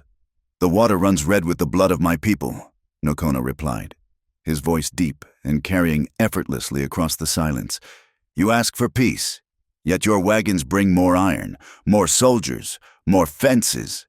"Progress requires compromise," Silas Crowley interjected, smiling his oily smile. He stepped forward, holding a pen. "Sign the paper, Chief, or the railroad comes anyway, and you get nothing." "He will sign nothing!" The shout tore through the tension. Luke spurred Buster forward, breaking through the line of townspeople. He pulled the ledger from his shirt and held it high. "This is a contract," Luke roared, riding straight toward the table. "Signed by Silas Crowley, paying men to attack his own wagons, paying men to kill settlers and blame the Comanche." A gasp rippled through the crowd. The colonel frowned, stepping forward. "McAllister, what is the meaning of this?" "It means you are being played." "Colonel," Luke shouted, throwing the book onto the table, "there is no Comanche uprising. It is a setup to get you to clear the valley for him." He pointed a shaking finger at Crowley. Crowley's face went pale, then red. "The man is deranged. He is a deserter and an Indian lover. And look at the ridge." This time the voice came from the river. Tala galloped into the open, her black hair streaming behind her. She rode straight toward the soldiers, a suicidal charge that made the troopers raise their rifles. "Don't shoot!" she screamed in English. "Look at the ridge, the men up there. They are not us." Captain Briggs saw his plan unraveling. He did not panic. He simply expedited the timeline. He drew his revolver and fired a single shot into the air. It was the signal. From the bluffs above, a volley of rifle fire erupted. But the bullets did not just hit the soldiers. They tore into the crowd of townspeople, into the Comanche warriors, into the ground around the treaty table. It was indiscriminate slaughter. "Ambush!" Crowley screamed, diving under the table. "They are attacking! Kill them all!" "Open fire!" Briggs roared, pointing his sword at Nocona. "Fire at will!" Chaos swallowed the valley. The orderly lines of the cavalry broke as horses reared and men fell. The Comanche warriors, believing they had been betrayed, returned fire instantly. The air filled with the deafening crack of Winchesters and the screams of the wounded. Luke did not run for cover. He launched himself off his horse, tackling Silas Crowley just as the railroad tycoon tried to crawl away. Luke slammed Crowley into the dirt, jamming the barrel of his Colt under the man's chin. "Call them off," Luke yelled over the roar of battle. "Tell your dogs to stop." "I can't," Crowley shrieked, his eyes bulging. "Briggs gave the order. It is out of control." Luke looked up. Captain Briggs was not commanding the defense. He was using the confusion to settle scores. He was aiming his pistol carefully, calmly, through the smoke. He was aiming at Luke. Luke saw the muzzle flash. He flinched, expecting the impact, but a shadow moved between them. A horse and rider slammed into Luke, knocking him sideways. Thwack! The sound of the bullet hitting flesh was sickeningly loud. Chief Nokona jerked in his saddle. The bullet meant for Luke had taken the old chief in the chest. He slumped forward, his hand clutching his mane. "Father!" Tala's scream pierced the din. She drove her mare through a wall of gunfire, leaping off before the horse stopped. She caught her father as he slid from his mount, their bodies hitting the dust together. The battle raged around them, a storm of lead and fury. But in that small circle of dust, time seemed to freeze. Nokona lay in Tala's arms, blood dark and frothy on his lips. Luke crawled toward them, firing 2 shots to keep a soldier back. He knelt beside Tala, his hands hovering uselessly over the wound. It was a killing shot. Nokona looked up. His eyes were clouding, but he found Tala's face. "Do not let hate eat you," he rasped, blood bubbling with every word. "War is not how we save the soul." He turned his gaze to Luke. A flicker of recognition passed through the old man's eyes. "You," Nokona whispered. "You bring trouble. But you bring a chance." He gripped Tala's hand, his fingers staining hers red. "Lead them, daughter, not to death, to tomorrow." The light faded from his eyes. The great Chief Nokona was gone. Tala let out a wail that was half grief, half rage. She looked up. Through the swirling dust, she saw Captain Briggs.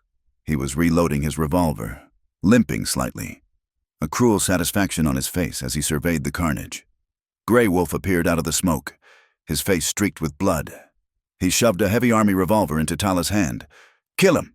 Grey Wolf screamed, pointing at Briggs. "He killed your father. Take his head, avenge us." Tala gripped the heavy iron of the gun. The weight felt good. It felt like justice. She stood up, her eyes locked on Briggs. He was 20 yards away, distracted. She raised the gun. She had the shot. It would be easy. A pull of the trigger, and the monster would be dead. The cycle would be complete. Blood for blood. Tala, look. Luke's voice broke through her red haze. He was not looking at Briggs. He was pointing to the left. In the middle of the kill zone, a wagon had overturned. Huddled behind a dead mule was a little girl, no more than 5 years old. She was white, with golden curls, crying silently, her eyes wide with terror. A group of mercenaries on the ridge were raking the area with fire. Bullets were kicking up dirt inches from the child. Tala looked at Briggs, then at the child. "Kill him," Grey Wolf urged. "He is right there." Tala looked at the gun in her hand. It was an instrument of death. It could end Briggs, but it could not save the girl. In that split second, Tala made her choice. She realized that vengeance was a circle, but courage was a line that led forward. She threw the gun down. "Cover me," she yelled to Luke. She didn't run toward Briggs. She sprinted into the open, straight into the line of fire, toward the child. "No," Grey Wolf shouted. Stunned, Luke didn't hesitate. He stood up, exposing himself, and fired his Winchester as fast as he could work the lever, suppressing the shooters on the ridge. Tala dove, sliding through the dirt. She grabbed the child, curling her body around the small girl, shielding her with her own back. A bullet grazed Tala's arm, tearing the sleeve, but she didn't flinch. She scooped the girl up and rolled behind the cover of a large oak water barrel. The battlefield went strangely quiet for a heartbeat. Soldiers and warriors alike paused, witnessing the impossible, the daughter of the Comanche chief, whose father had just been murdered by a white officer, shielding a white child with her own body. She saved her," a soldier murmured. lowering his rifle. The spell of hatred broke. The lie that Crowley and Briggs had built that the Comanche were mindless savages shattered in the face of that single act of grace. "Hold fire," the colonel bellowed, riding into the center of the fray. "I said hold fire, damn it!"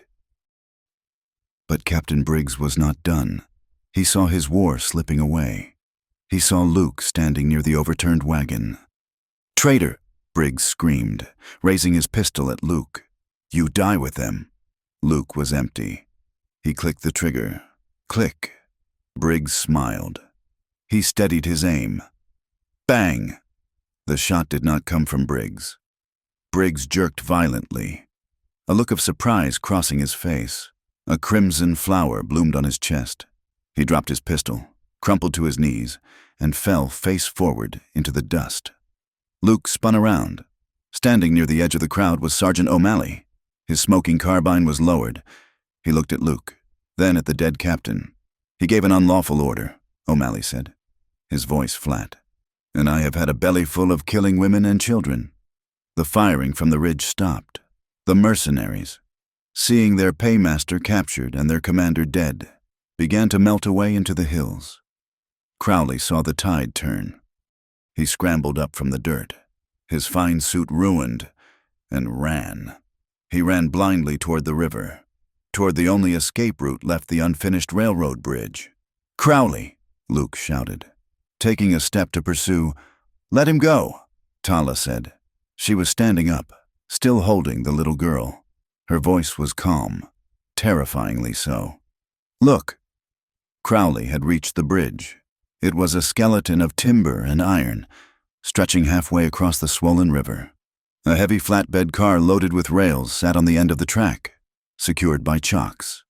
Crowley scrambled onto the structure, panic making him clumsy. He tried to squeeze past the flatbed car to reach the far bank. He grabbed a strut for balance, but the bridge was not finished. The heavy rains of the last week had weakened the temporary pilings. The vibration of his running, or perhaps just the weight of his own sins, was too much. With a groan of twisting wood that sounded like a dying beast, the support beam gave way. The bridge lurched. The heavy flatbed car broke loose from its chocks. It rolled forward, gathering speed, catching Crowley's coat. He screamed as the tons of iron and timber groaned and collapsed. The entire section of the bridge sheared off, plunging into the Rio Verde. Crowley vanished into the churning brown water, dragged down by the very steel he had tried to force upon the land. The river swallowed him whole, leaving only a swirl of foam and splintered wood. Luke walked over to Tala. He looked at the river, then at her. She was covered in dust and her father's blood, but she stood tall. She handed the weeping child to a woman who ran out from the town crowd. "It is over," Luke said softly. Tala looked down at the body of her father. She knelt and touched his face. "No," she said, her voice trembling with the weight of the new mantle she wore. "The fighting is over. The living begins now." Around them, the smoke began to clear. Soldiers and warriors lowered their weapons, looking at each other not as targets, but as men who had almost been fooled into destroying the world. And, in the silence of the valley, the only sound was the Rio Verde, rushing endlessly toward the sea, washing the dead and the living alike. The smoke from the battle did not clear for 3 days. It hung in the valley like a gray shroud, trapped by the high canyon walls, smelling of burnt powder, scorched grass, and death. The Rio Verde, usually a sparkling ribbon of turquoise, ran murky and sullen, choked with the debris of the collapsed bridge and the silt stirred up by 1,000 hooves. The silence that followed the gunfire was heavier than the noise had been. It was a physical weight that pressed down on the shoulders of every man and woman in Redemption Springs and the Comanche encampment. There was no cheering. There was no victory parade. There was only the grim, back-breaking labor of the aftermath. Luke McAllister spent those first days with a shovel in his hands, his palms, already calloused from years of rain and rope, blistered and bled as he dug graves in the stony earth behind the church. He dug for the soldiers who had followed a corrupt captain into oblivion. He dug for the mercenaries who had died for money they would never spend. And he dug for the few townspeople caught in the crossfire. He worked with his shirt off, the sun beating down on the scars that crisscrossed his back. The people of the town watched him from their porches and windows. They did not help him, but they did not stop him. They were trapped in a limbo of confusion. Was this man a hero who had exposed a monster, or a traitor who had sided with the savages on the fourth day? A column of dust appeared on the eastern horizon. It was not a raiding party, but a regiment of cavalry, riding in perfect formation. At their head rode General Harrison, a man with a beard like iron wool and eyes that had seen the worst of the frontier. He had come from the fort to investigate the reports of a massacre. He set up his command tent in the town square. Luke was summoned immediately. He walked into the tent, dusty and smelling of sweat. He placed the ledger, the one he and Tala had stolen, the one that had cost so much blood, on the general's folding table. "Captain Briggs is dead, sir," Luke said, his voice raspy from disuse. "Silas Crowley is in the river. This book tells you why." General Harrison read the ledger in silence. He read the invoices for the illegal rifles. He read the payments to the mercenaries. He read the notes detailing the planned false flag attacks. When he finished, he closed the book with a sound like a pistol shot. "I served with Harlan Briggs at Shiloh," the general said, staring at the canvas wall. "He was a good soldier then. It seems the West rotted his soul."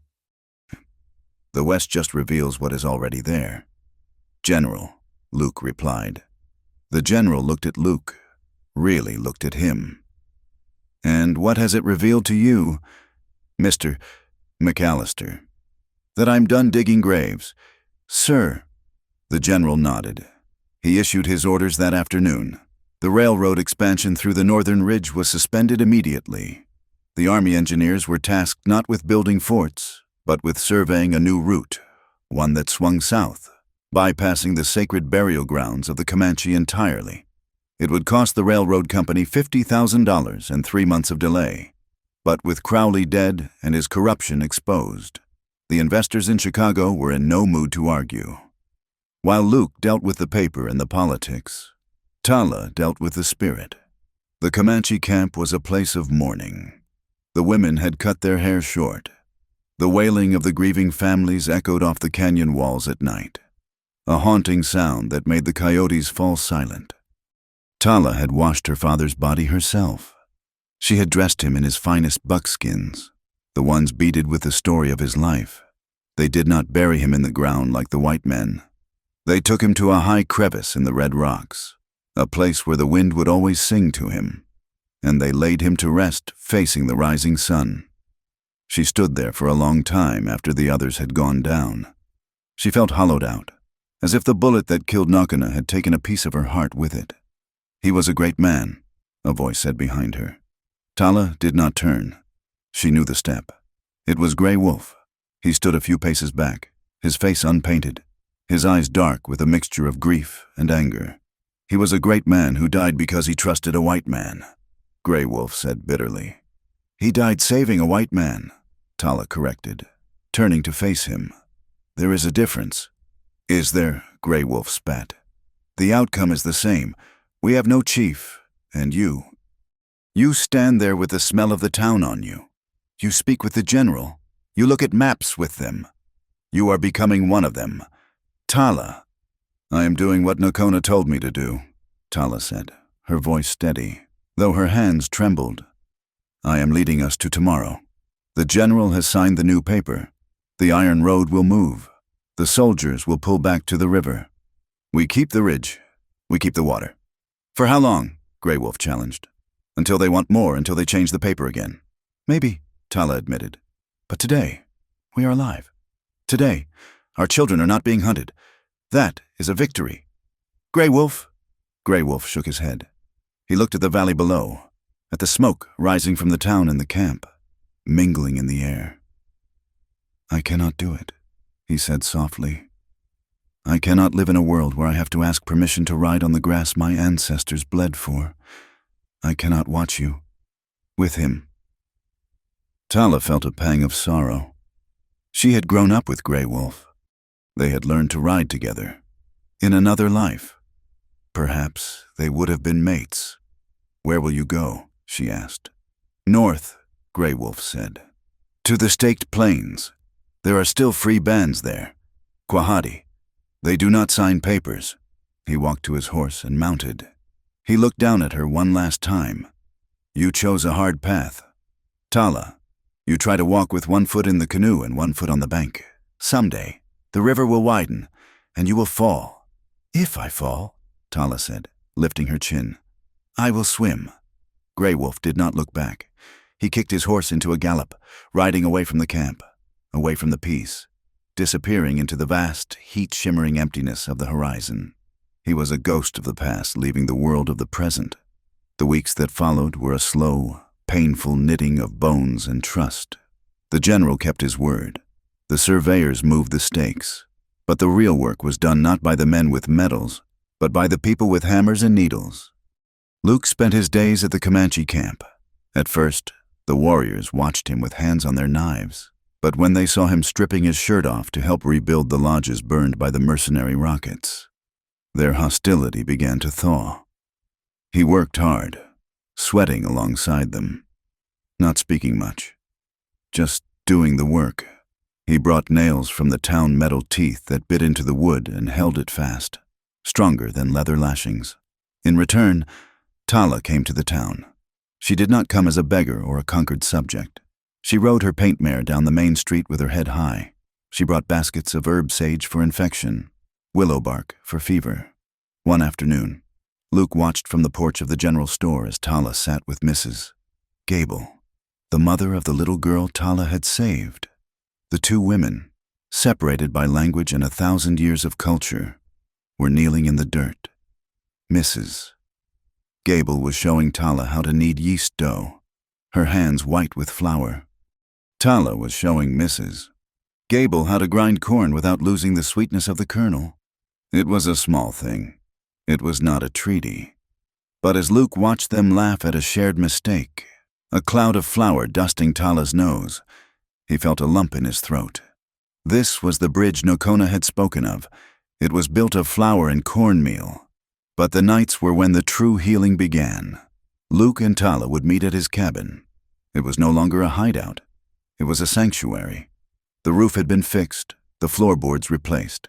They sat on the porch as the sun went down, watching the fireflies dance over the Rio Verde. They did not talk about the battle often. They talked about the quiet things. The general asked me to be a scout again, Luke said one evening, whittling a piece of cedar. Tala looked up from the beadwork she was repairing. And what did you say? I told him I have done enough scouting for one lifetime, Luke said. I told him I am thinking of becoming a merchant. Tala raised an eyebrow. A merchant? You would give away everything for free. Luke smiled, a genuine expression that reached his eyes. Maybe, but I have land, good land, right between the town and the reservation line.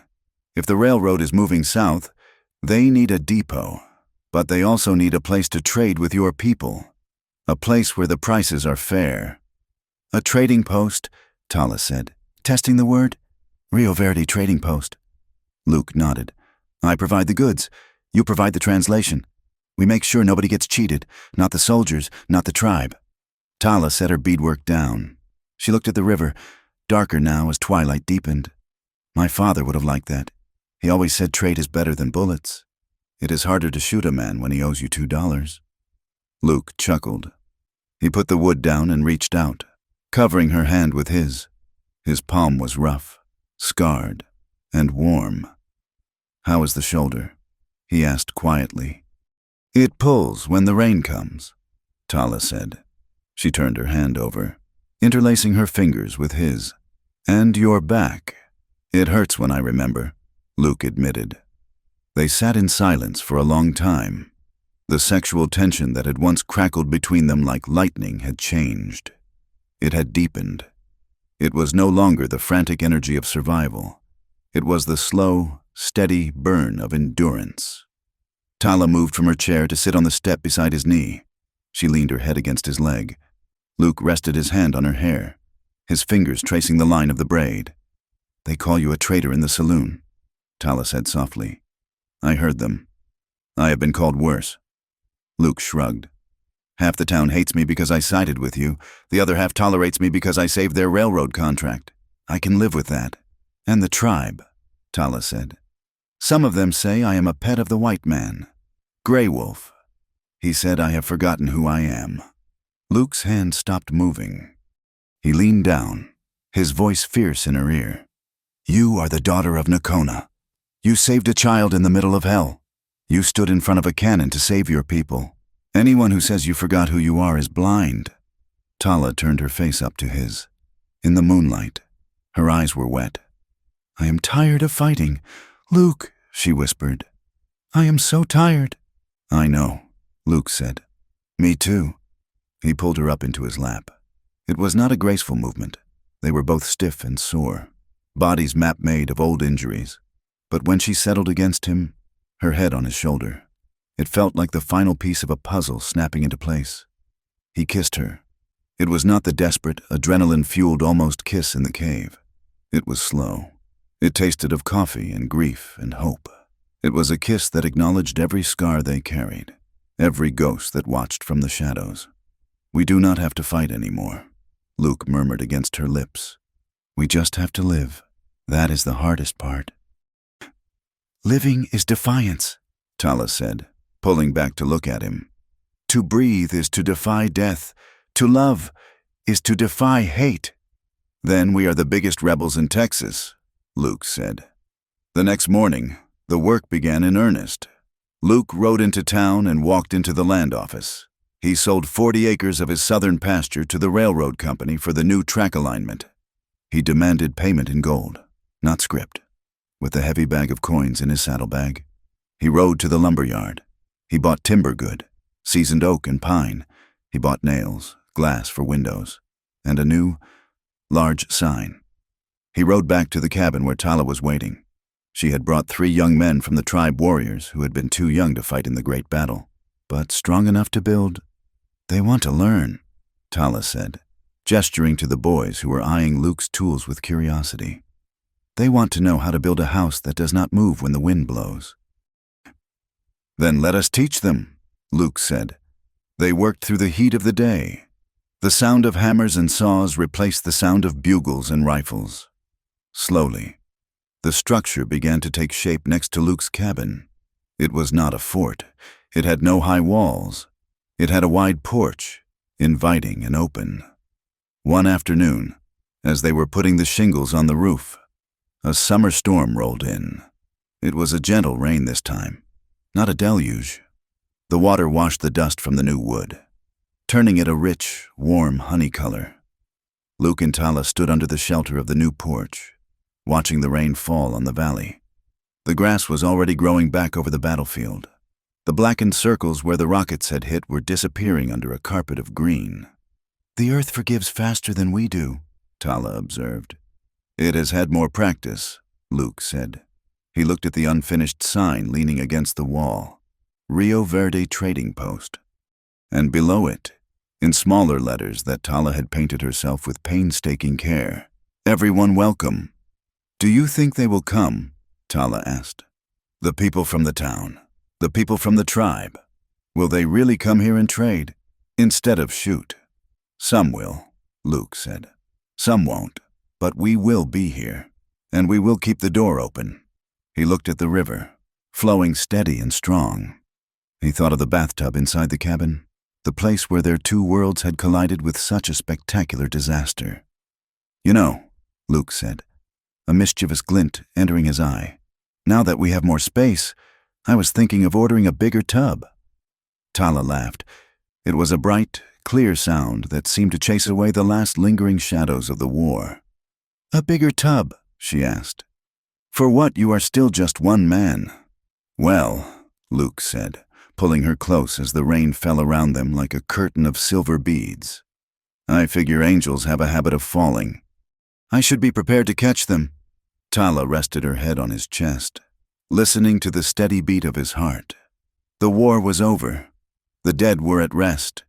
And here, on the edge of the frontier, amidst the smell of wet sawdust and rain, something new was being built. It was not perfect. It was fragile. But it was theirs. Let us finish the roof first.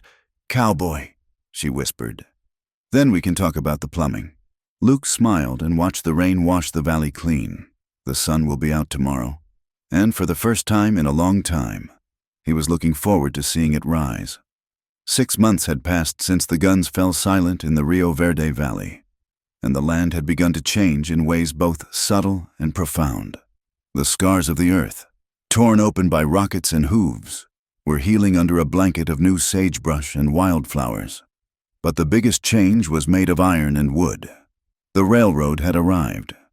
Yet, it was not the straight, brutal spear that Silas Crowley had envisioned, piercing the heart of the Comanche burial grounds.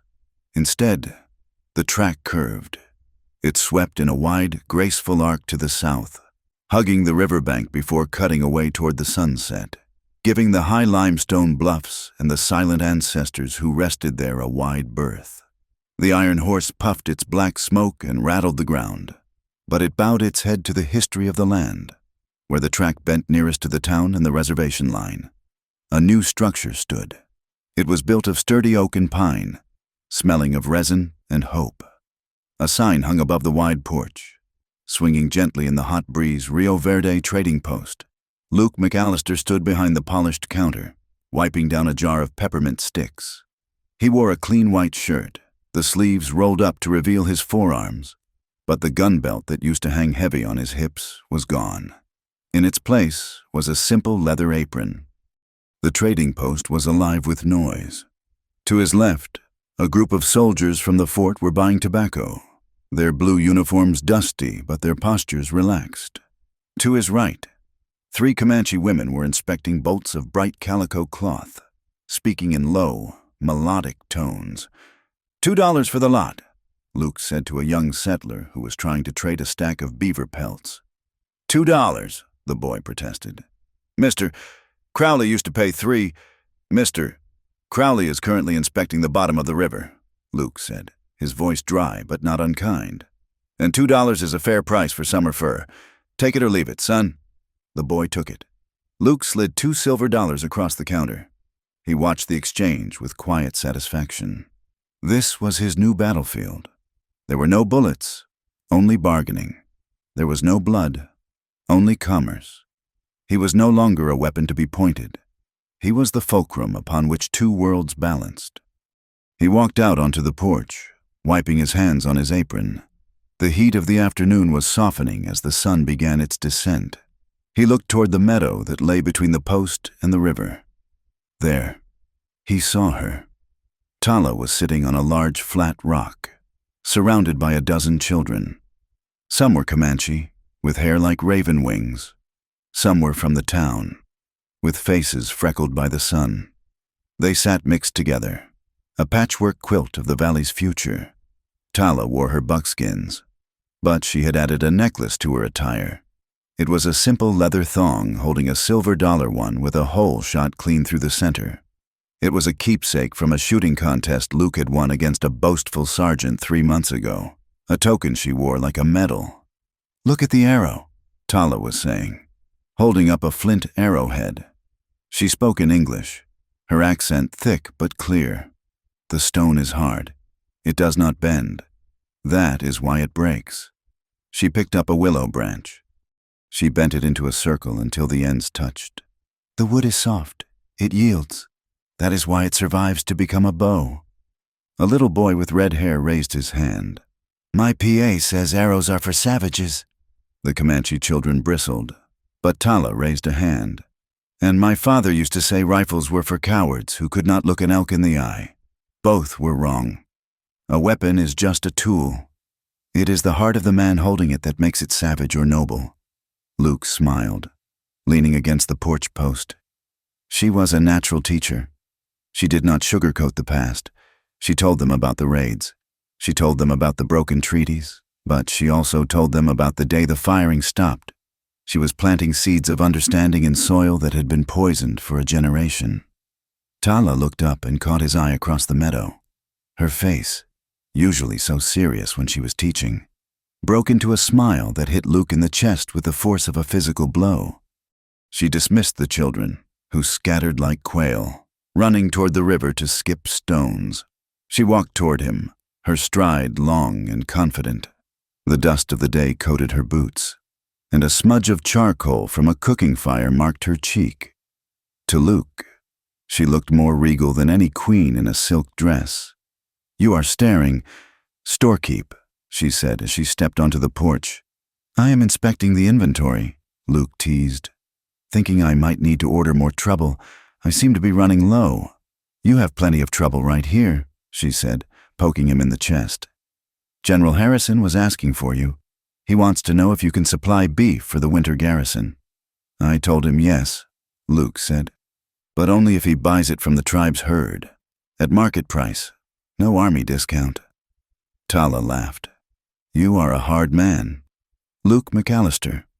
"I have a good teacher," he replied. He reached out and brushed the smudge of charcoal from her cheek. His thumb lingered on her skin. 6 months ago, this touch would have been electric, dangerous. Now, it was an anchor. It was the touch of a man who knew he was home. "You look tired," he said, "and dusty." "It was a long ride," Tala admitted. "I took the young ones up to the canyon to show them the old paintings. The dust is thick up there." Luke's eyes twinkled. "Well, it just so happens I have a solution for that." He untied his apron and tossed it on a barrel. "Close the shop. Tala, I have something to show you." He led her not to the cabin, but down a narrow path that wound through the willows to a secluded bend in the river. It was a private place, sheltered by the high green walls of the trees. There, sitting on a flat patch of grass right at the water's edge, was the tin bathtub. Luke had dragged it out of the cabin, scrubbed it until it shone, and filled it with water he had warmed over a fire pit nearby. He had even tossed in a handful of wild mint leaves. Tala stopped, her hands on her hips. She looked at the tub, then at Luke. "You dragged this heavy thing all the way out here?" she asked. "I thought you might appreciate the view," Luke said, gesturing to the river. The sun was dipping low, painting the water in shades of gold and violet. "And privacy. No floorboards to fall through this time." Tala chuckled, shaking her head. "You are sentimental. It is a weakness." "It is a charm," Luke corrected. He sat on a log, watching her. "Go on, the water is warm. I will keep watch." Tala began to unlace her boots. She stripped off her tunic and leggings, moving with an unself-conscious grace. She wore a simple cotton shift underneath. She tested the water with her toe. "It is hot," she said approvingly. "Even angels get dirty on these trails, you know," Luke said, repeating the words he had spoken that stormy night in the loft. It was an echo, a callback to the moment their lives had truly collided. Tala paused. She looked at him, her dark eyes dancing with mischief. "Angels," she said. "I told you, Luke, I am no angel." "Could have fooled me," Luke said, grinning. "Especially when you fell from the sky." Tala stepped closer to him. She was barefoot in the grass. "And what about you, McAllister? Are you clean?" "I bathed this morning," Luke said. "Liar," she whispered. She reached out, grabbing the front of his shirt. Before Luke could react, she pivoted, using her hip for leverage, and shoved him backward. "Hey!" Luke yelled as he went airborne. He landed in the river with a massive splash. The water was not warm. It was brisk and refreshing. He came up sputtering, shaking his wet hair like a dog. Tala stood on the bank, laughing so hard she had to hold her sides. It was a sound of pure, unadulterated joy, a sound that the valley had not heard enough of. You menace!" Luke roared, wading toward the bank. He was soaked to the bone, his boots squelching. "You said you were hot," Tala gasped. "I was helping." Luke lunged out of the water, grabbing her around the waist. She shrieked, half laughing, as he pulled her into a bear hug, soaking her shift with the river water. "Now look what you did," Luke growled playfully, nuzzling her neck. "We are both wet." "Then we should use the tub," Tala said, breathless. "It is too small for two," Luke pointed out. "Then we will fit close," she whispered. They climbed into the tin tub together, water sloshing over the sides. It was a tight squeeze, limbs tangled, wet clothes clinging to skin. Luke sat with his back against the high rim, and Tala settled between his legs, leaning back against his chest. The sun touched the horizon, setting the world on fire with orange light. They sat in silence, the warm water soaking away the ache of the day. Luke wrapped his arms around her, resting his chin on her shoulder. There was no need for frantic passion. They had fought a war to get here. This peace, this simple act of holding each other while the day died, was the victory. "Do you regret it?" Tala asked softly, tracing the scar on his forearm. Giving up the gun, staying here. Luke tightened his hold on her. "I regret the years I spent thinking I had to be alone to be safe. I regret that I did not find this valley sooner." "My father would have liked you," Tala said. "Eventually, he would have made you trade 3 horses for me, though—" "I would have traded the whole herd," Luke murmured. He turned her face toward his. Her skin was damp, smelling of mint and river water. He kissed her, slow and deep. It was a kiss that tasted of forever. It was a promise made not in ink or blood, but in breath and touch. "I love you, Tala," he said.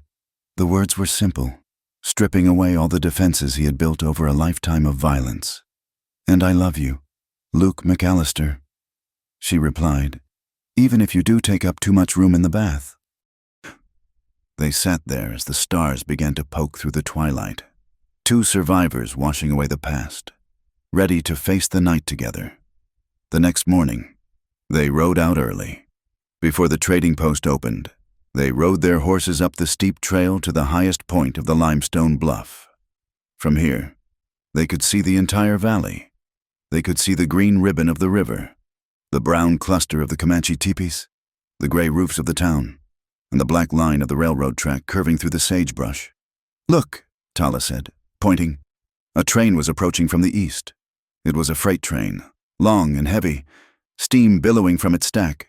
The whistle blew, a lonely, mournful sound that echoed off the canyon walls. At the same time, movement caught Luke's eye on the plain below. A herd of wild mustangs was galloping across the valley floor. They were painted ponies, bays, and roans, the free spirit of the West. They were running parallel to the train, their manes flying in the wind.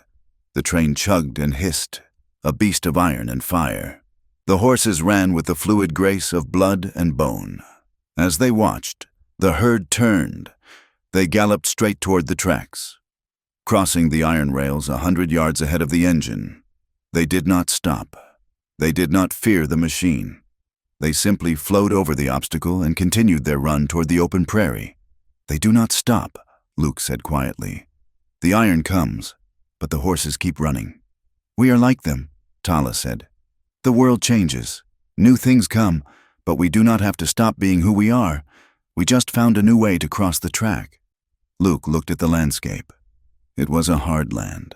It was a land that demanded blood for every inch of progress. But it was also a land of breathtaking beauty, where a man could lose his soul or find it again. He realized then that justice was not about balancing a ledger of death. It was not about an eye for an eye. Justice was simply stopping the wheel. It was the decision to plant a tree instead of digging a grave. It was the courage to say enough. And freedom was not wandering the desert with a gun, beholding to no one. Freedom was the choice to bind yourself to something, to a person, to a place, to a purpose. He had chosen Tala. He had chosen this valley. And in that choice, he had found the only freedom that mattered. "What are you thinking?" Tala asked. Sensing his mood, Luke looked at her. The morning sun caught the silver dollar at her throat, making it flash like a star. "I was thinking about the children," Luke said. "And the river." Tala smiled, leaning her head on his shoulder. The horses shifted beneath them, eager to run. "Tomorrow," she said softly. "Tomorrow. We teach the children to swim on the river. They need to get used to the water. They have seen enough fire." Luke nodded. "Water is better. It washes things clean." He took her hand, and together they turned their horses back toward the valley floor, back toward the trading post, the school, and the home they had built from the ashes. They rode down the trail as the train chugged west, carrying the future in its boxcars. But Luke and Tala did not look at the train. They looked at each other, and then they looked at the river, flowing endless and green, carrying the story of the Comanche's daughter and the white scout who loved her, rolling on and on toward the sea. The camera pans up from the couple riding down the hill, soaring over the river, over the town, and fading into the golden light of the setting sun. The screen goes black. Ladies and gentlemen, thank you for riding along on this journey through the Rio Verde Valley. It has been an honor to spin this yarn for you, to walk in the boots of Luke McAllister and feel the wind in Tala's hair. I hope this story brought you a little closer to the fire, where the shadows of the past can be understood, if not entirely tamed. We write these stories not just to remember the Wild West, but to remember the human heart, which remains just as wild and untamed today. Now, I have a favor to ask you. Partner, if you enjoyed this tale of love, redemption, and high-stakes adventure, please take a moment to comment below. I would love to know where you are listening from. Are you in the high deserts of Arizona, the busy streets of London, or somewhere in between? Let's swap stories in the comments. And if you want to hear more tales from the frontier, please subscribe to my channel, Wild West Tales. Smash that like button if you think even angels deserve to be loved. And hit the hype button to help this story ride the algorithm all the way to the horizon, so more folks can pull up a chair and listen. Until next time, keep your powder dry and your heart open. Adios.